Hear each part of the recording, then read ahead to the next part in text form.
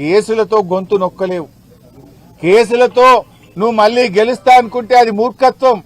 హిట్లర్ను మించిపోయింది నీ మూర్ఖత్వం. నువ్వు ఆ జూబ్లీహిల్స్ ప్యాలెస్ లో కూర్చొని నువ్వేదో రాజు అనుకుంటున్నావు. నేనే రాజు, నేనే మంత్రి, నీకు నువ్వే చెప్పుకుంటున్నావు. కానీ నీకు తగిన బుద్ధి చెప్పడానికి ఇలా రాష్ట్ర ప్రజలు సిద్ధంగా ఉన్నారు. కొంతమంది ఐపీఎస్ అధికారులు ఇలా మా ఫోన్లు హ్యాక్ చేస్తా ఉన్నారు. మా ఇండ్ల ముందున్న సీసీ కెమెరాలు హ్యాక్ చేస్తా ఉన్నారు. బెంగళూరు నుంచి ప్రైవేట్ హ్యాకర్లను తీసుకొచ్చి వాళ్లకు డబ్బులు చెల్లించి హైదరాబాద్ కమాండ్ కంట్రోల్ రూమ్ లో వాళ్లను పెట్టి ఇవాళ బీఆర్ఎస్ నాయకుల ఫోన్లు హ్యాక్ చేస్తున్నారు.